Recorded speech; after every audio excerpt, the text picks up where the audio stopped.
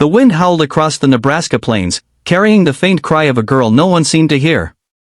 In the dead of night, a rusty pickup truck screeched to a halt by a sagging barbed wire fence, and a man's rough hands dragged his daughter from the cab. 15-year-old Lila's wrists burned as the rope bit into her skin, tying her to the fence post like an animal left to die. Her father's slurred words echoed in her ears, "You're no good to me anymore." Headlights faded into the dark, leaving her alone under a sky too vast to care. Miles away, on a rundown ranch, Tom Hargrove sat at his kitchen table, nursing a mug of black coffee.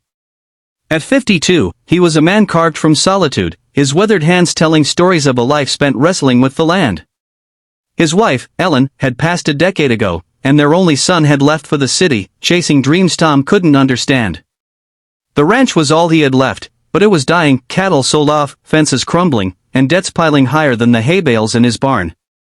Sleep eluded him that night, so he pulled on his boots and took his old Chevy out to check the far pasture, a habit born from restlessness. The headlights caught a glint of something unnatural by the county road, a figure slumped against a fence post. Tom's heart lurched. He stopped the truck, his boots crunching on the frost-covered ground as he approached. Lila's head hung low, her dark hair matted with dirt, her thin frame shivering in a torn jacket. The ropes around her wrists were knotted tight, and her lips were blue from the cold. "Jesus," Tom muttered, his breath fogging in the air. He knelt beside her, his pocket knife trembling as he cut the ropes. Her eyes fluttered open, wide and terrified, but she didn't speak. "You're safe now," he said, though he wasn't sure he believed it himself. Tom carried her to the truck, wrapping her in an old quilt from the back seat.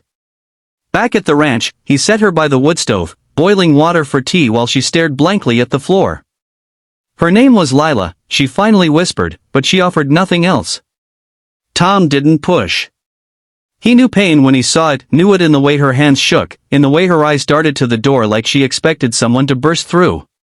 He gave her a spare room with a creaky bed and a faded quilt, telling her she could stay until she figured things out. In truth, he had no idea what he was doing. A teenage girl in his house? He could barely keep his own life from falling apart. The next morning, Lila was up before dawn, standing at the kitchen window, watching the horizon like she was waiting for her father to come back. Tom made oatmeal, his movements awkward, unsure how to talk to someone so young and so broken. "You ever been on a ranch?" he asked, mostly to fill the silence. She shook her head. He nodded, scratching his beard. "Well, there's chores. If you're staying, you're working." It was a gruff invitation, but it was all he had.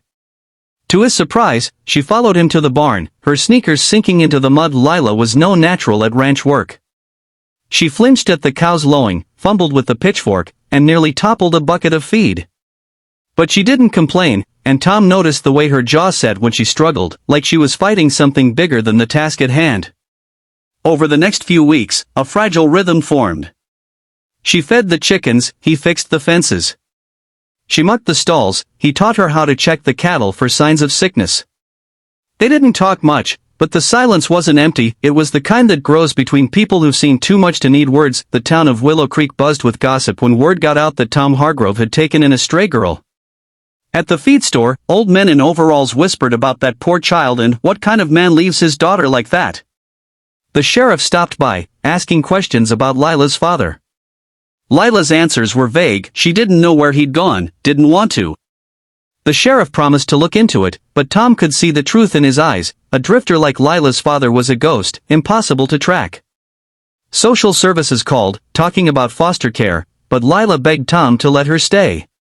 "I'll work," she said, her voice cracking. "I won't be a burden." Against his better judgment, Tom agreed, telling himself it was temporary, but Lila wasn't the only one with ghosts. Tom's debts were closing in. The bank sent letters, each one colder than the last, threatening foreclosure. He hid them in a drawer, but Lila found one while cleaning. "You're losing the ranch?" she asked one evening, her voice steady but her eyes sharp with worry. Tom sighed, rubbing his temples. "Maybe. Ain't much I can do." Lila didn't say anything, but the next day, she was out in the fields before him, pulling weeds from the pasture like she could root out his problems too. The real challenge came in spring, when a storm tore through the county. The barn roof caved in, and half the cattle broke through a down fence, scattering across the plains. Tom stood in the rain, staring at the wreckage, his chest tight with the weight of failure. Lila appeared beside him, soaked to the bone, holding a coil of rope. "We can fix this," she said, her voice fierce. Tom wanted to tell her it was hopeless, but something in her eyes stopped him. They worked through the night, rounding up the cattle, patching the barn with tarps, and dragging debris from the yard. By dawn, they were exhausted, sitting on the porch with mugs of coffee, watching the sunrise paint the fields gold. That day changed something. Lila started talking more, not about her father, but about small things, the way the calves chased each other, the smell of rain on the hay. Tom found himself laughing for the first time in years, telling her stories about Ellen, about the time he and his son built a treehouse that collapsed in a week. Lila listened, her guarded eyes softening. She told him about her mother, who'd died when she was 8, and how her father had unraveled after that, dragging her from town to town until he'd left her at that fence. "I thought I was nothing," she admitted one night, her voice barely above a whisper. Tom looked at her, his throat tight. "You ain't nothing, Lila. You're here. That's enough." The ranch wasn't saved by miracles. It was saved by grit. Lila had an idea to sell homemade jams at the county fair, using berries from the wild bushes on the property. Tom thought it was a long shot, but her determination was infectious. They spent nights in the kitchen, boiling fruit and filling jars, Lila's hands steadier now, her laughter filling the house.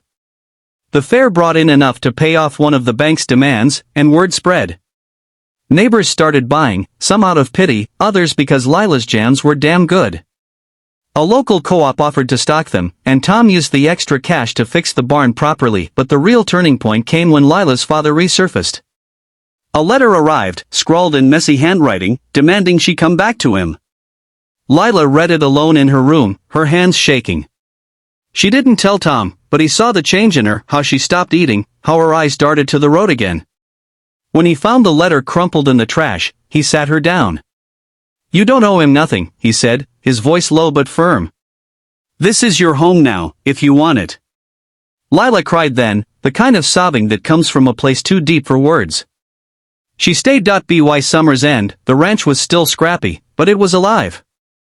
Lila enrolled in the local high school, nervous but determined. Tom drove her to her first day, his old truck rattling down the road. She wore a new backpack, bought with jam money, and a faint smile that made Tom's chest ache with something like pride. The bank wasn't breathing down his neck anymore, and the co-op deal promised steady income. It wasn't much, but it was enough.